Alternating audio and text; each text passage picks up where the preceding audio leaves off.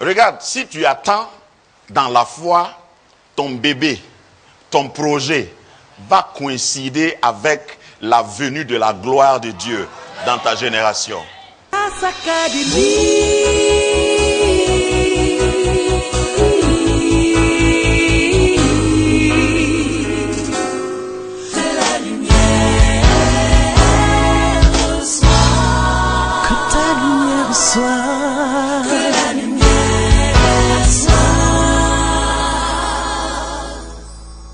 Il y a une étape où on vit les miracles.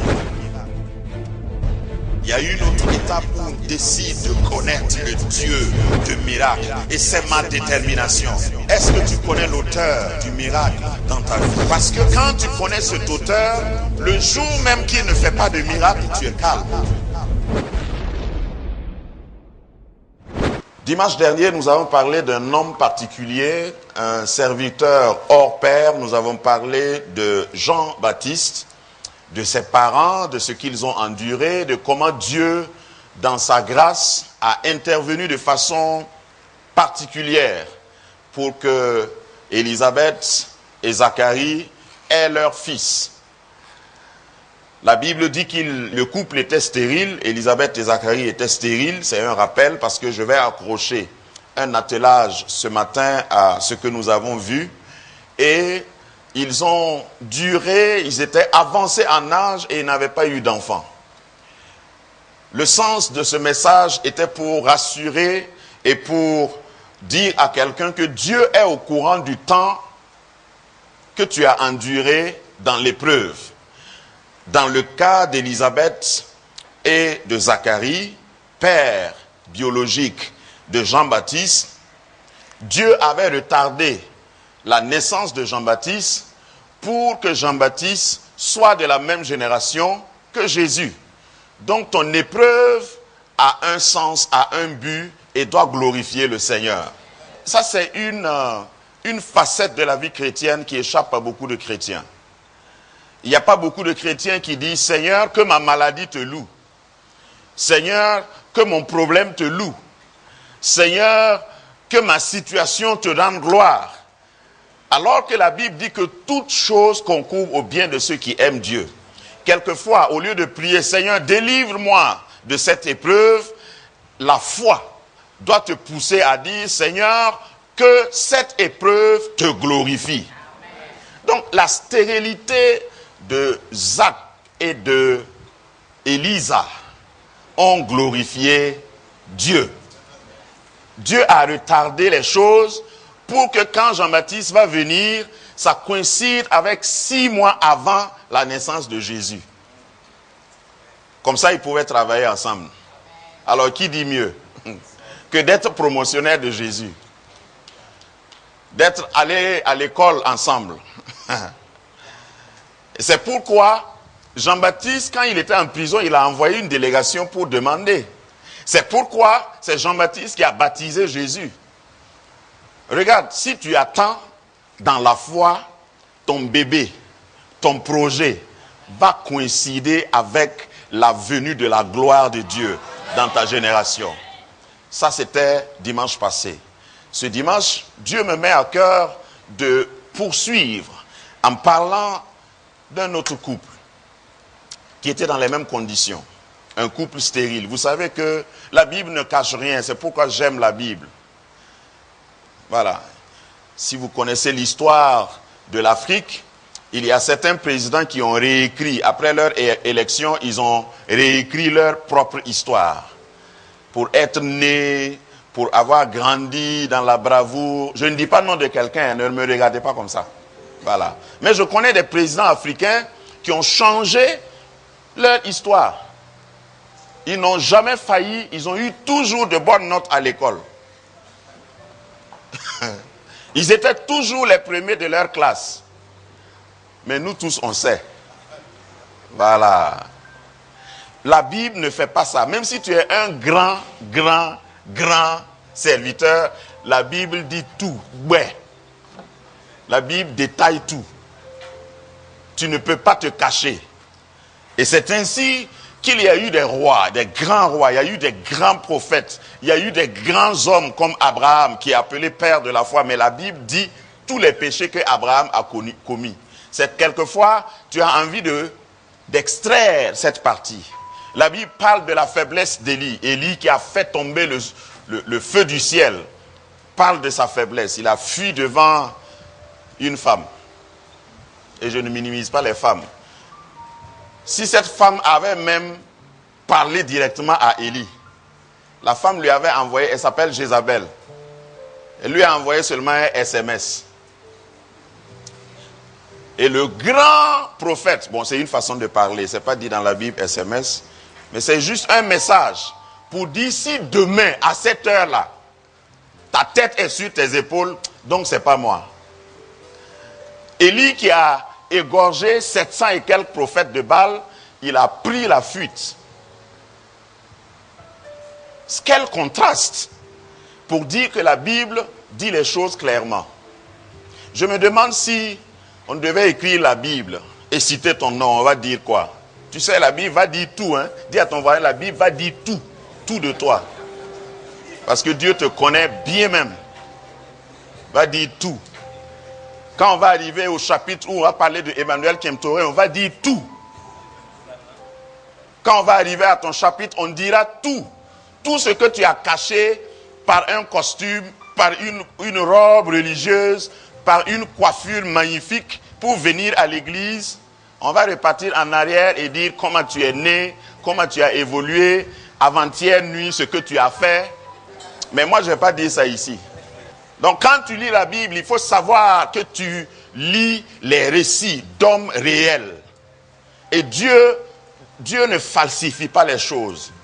Il montre l'état du cœur de l'homme, même de son grand serviteur, avant de montrer comment il est Dieu. Comment il est capable de prendre le faible et confondre les grands. Comment il est capable de prendre les choses viles et confondre les grandes. Dans la vie, c'est ainsi que Dieu travaille. Aujourd'hui, nous sommes dans Juges. Dans le livre de Juges. Il y a quelqu'un qui est en train de dire Juge là aussi c'est dans la Bible. Oui, c'est dans la Bible. Juge. Si tu n'es pas capable de te juger, les autres vont te juger. Plaise à Dieu que tu sois ton propre juge. Si nous nous jugeons nous-mêmes, nous ne serons pas jugés. Amen. Juge au chapitre 13, nous allons commencer au verset 2. Nous allons lire plusieurs passages. Après ça, je vais faire une navigation à travers ces passages. Donc, il faut bien retenir les récits qui sont liés entre eux et nous allons pouvoir évoluer. Il y avait un homme de Tsora ou de Soréa, selon les versions, de la famille des Danites et qui s'appelait Manoach. Sa femme était stérile et n'enfantait pas. On a très bien précisé.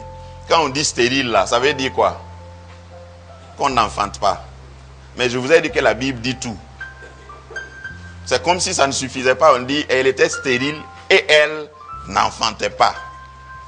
Verset 3.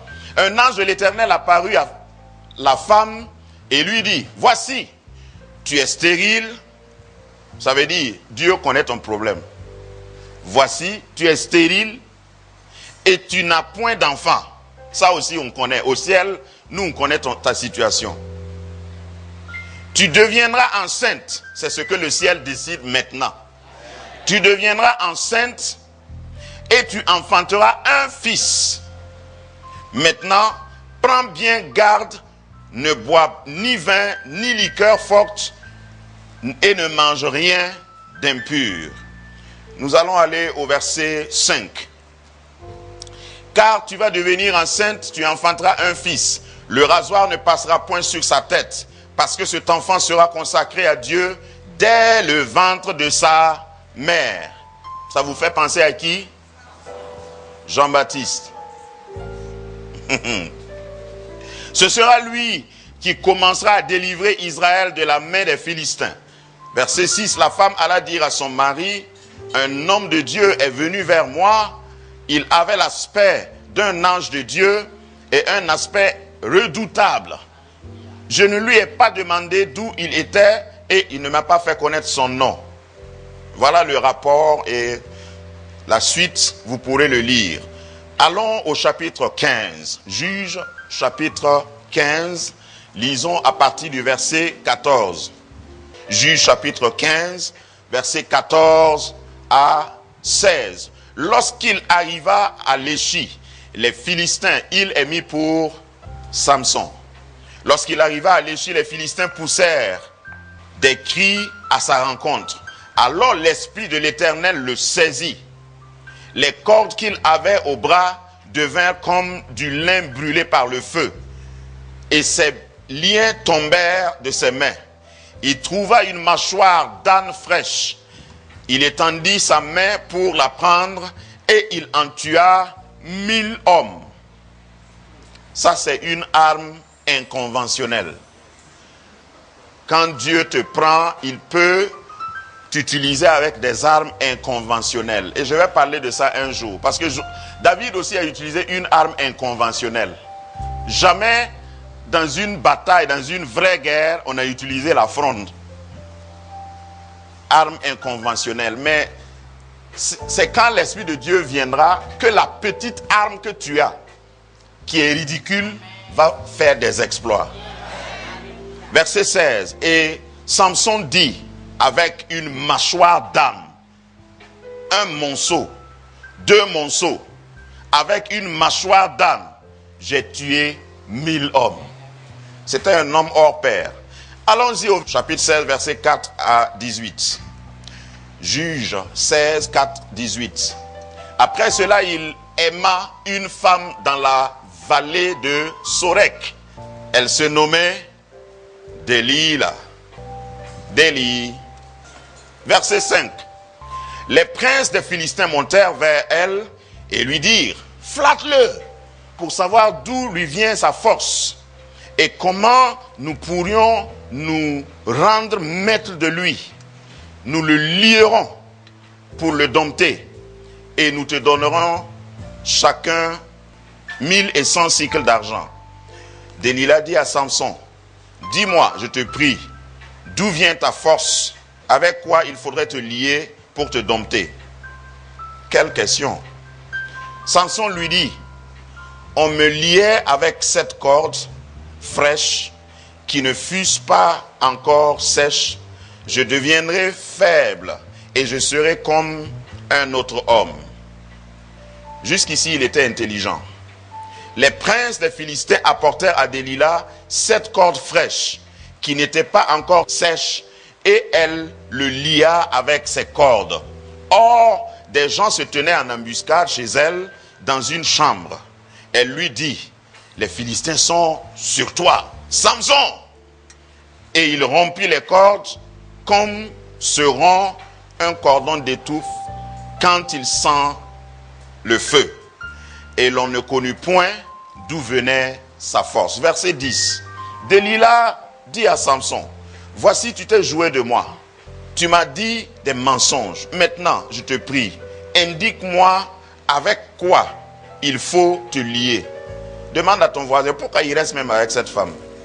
Verset 11. Il lui dit, si on me liait avec des cordes neuves dont on ne se fût jamais servi, je deviendrai faible et je serai comme un autre homme. Verset 13. Délila dit à Samson, jusqu'à présent, tu t'es joué de moi, tu m'as dit des mensonges. Déclare-moi avec quoi il faut te lier. Et il lui dit, sautons jusqu'au verset 18. Verset 18. Délila, voyant qu'il lui avait ouvert tout son cœur, envoya appeler les princes des Philistins et leur fit dire, montez 7 fois, car il m'a ouvert tout son cœur. Et les princes des Philistins montèrent vers elle, apportèrent l'argent dans leurs mains. Elle l'endormit sur ses genoux et ayant appelé un homme, elle rasa les 7 tresses de la tête de Samson et ainsi commença à le dompter. il perdit sa force. Grâce Académie, une vision, une plateforme, un cadre d'expression et d'épanouissement pour tout l'homme. Une ambassade du royaume de Dieu, un peuple d'adorateurs, un centre multiracial, une église sans cloison avec pour seule passion vivre la réalité de l'évangile de Jésus-Christ. Grâce Académie, une voix prophétique et une vision pour sa génération. Situé à Ouaga 2000, à 700 mètres de l'ambassade des États-Unis, côté Est. Grâce Académie.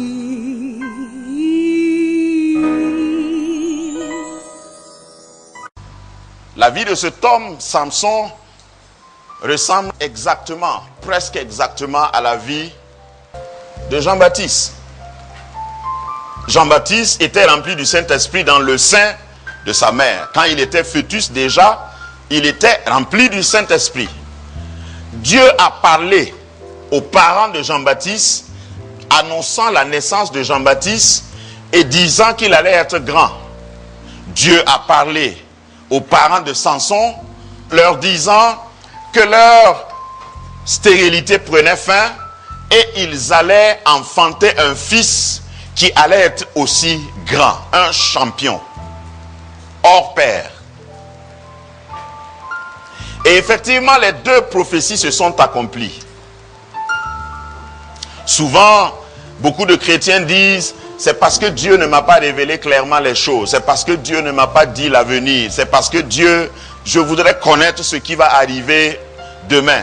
Comme ça, je vais avoir la force. Et il y en a qui consultent des prophètes, il y en a qui fuient, qui courent, vers des 10 heures de bonne aventure. Ils veulent consulter des prophètes comme on consulte un charlatan pour connaître l'avenir. Mais le fait de connaître l'avenir n'est pas un vaccin contre l'échec, contre le fait de se détourner de la voie de Dieu. Les parents de Samson ont reçu des instructions comme quoi l'enfant est consacré depuis le sein maternel. Et effectivement, quand il est sorti, il était consacré. On ne devait pas raser sa tête. Voilà le thème de mon message. Demande à ton voisin, où poses-tu ta tête? Chacun de nous pose sa tête quelque part. À moins qu'il y ait quelqu'un ici qui dorme debout. Mais chacun de nous a un lieu où nous posons notre tête. La tête, c'est tout ce qui représente ton régime, ta direction, ton commandement. La tête, c'est ton intelligence. La tête, c'est l'instruction, c'est la vision. La tête, c'est le cerveau. La tête, c'est là où les décisions se prennent. Alors, chacun de nous a une tête, Dieu soit loué. Parce que personne ne peut emprunter la tête de l'autre pour réfléchir. Dieu a donné à chacun de nous une tête. Donc, tu es propriétaire de ta tête. Même si dans le foyer, bibliquement, on dit que c'est l'homme qui est la tête du foyer. Il y a une femme qui a réagi quand on a dit ça. Il dit, mais c'est la femme qui est le cou. Si l'homme est la tête, c'est la femme qui est le cou. C'est la femme qui fait tourner la tête dans tous les sens. Je lui concède ça. C'est vrai. Tous ceux qui sont mariés savent que quelquefois tu regardes à une direction que tu ne veux pas. Ça, c'est à cause du cou. Que Dieu bénisse les femmes.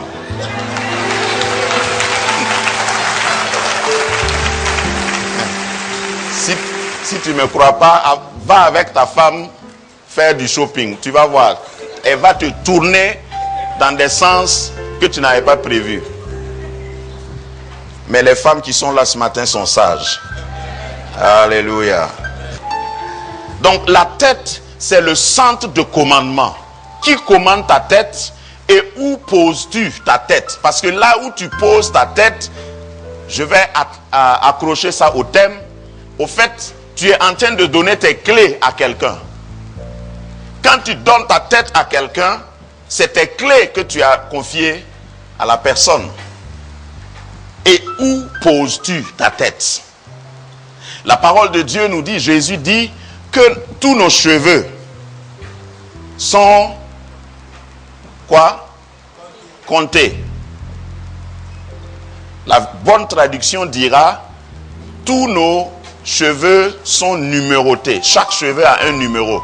Ça veut dire que si tu vas chez le coiffeur ou au salon, le cheveu qui tombe, quand tu te payes, Dieu sait que c'est le cheveu 992 qui vient de tomber.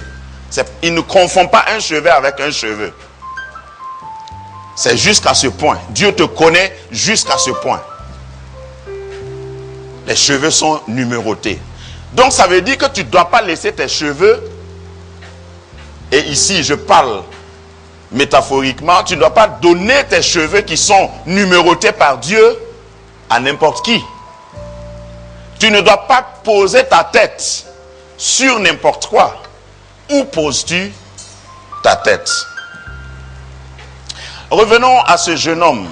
D'abord, en méditant, je pense que Samson n'était pas dans tous les dessins bibliques. Quand on décrit Samson, on voit un monsieur qui a déjà vu un Samson maigre. Toutes les photos de Samson qu'on montre, toutes les représentations, c'est un monsieur bien bâti. Mais je voudrais poser la question, s'il était aussi musclé, aussi baraqué, est-ce qu'on allait lui demander d'où vient ta force?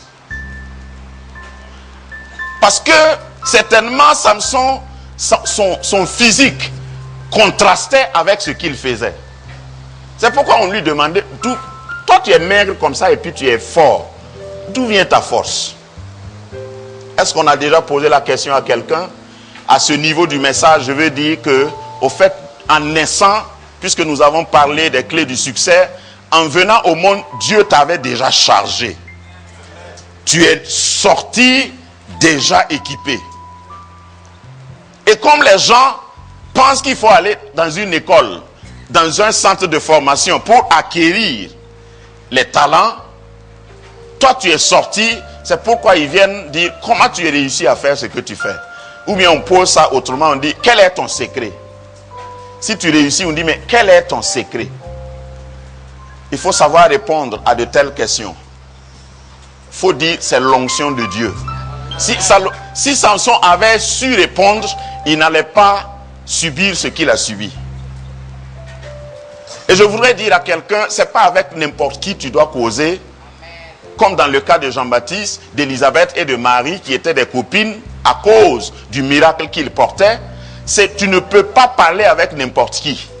Tu ne dois pas partager tes secrets avec n'importe qui. Non seulement tu ne dois pas poser ta tête n'importe où, mais tu ne dois pas partager tes secrets avec n'importe qui.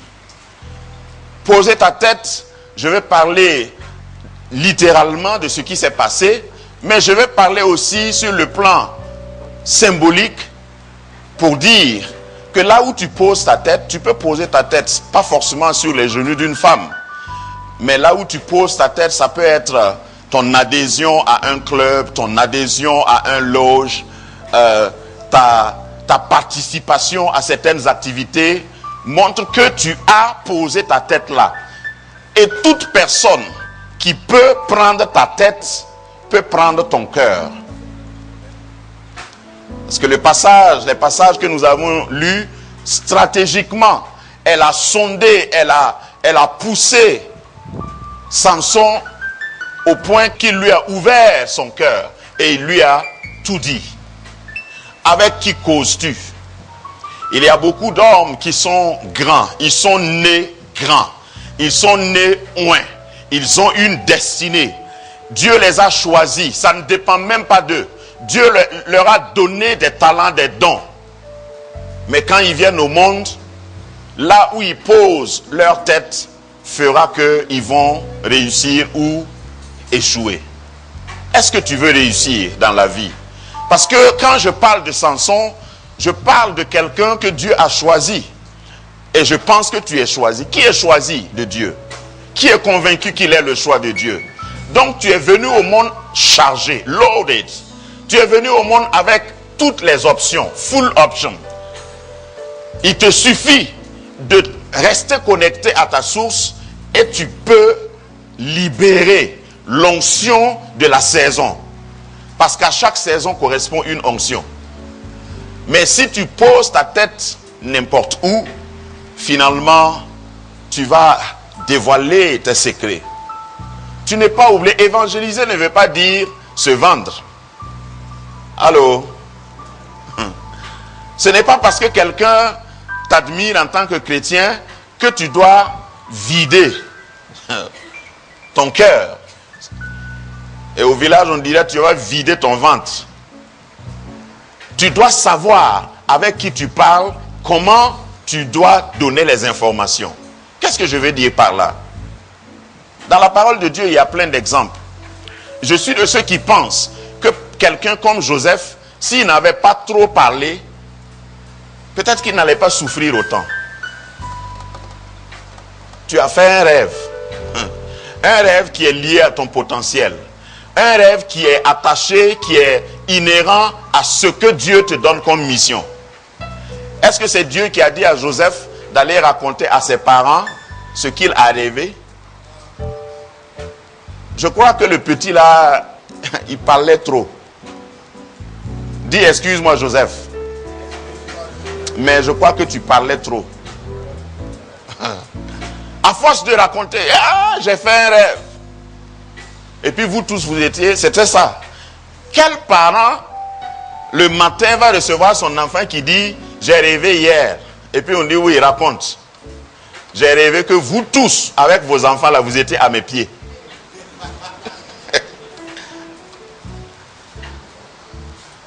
On va t'insulter et te gifler en même temps, si c'était chez moi. Il y a certains rêves, certaines visions que Dieu te donne. Garde ça pour toi. Garde ça pour toi.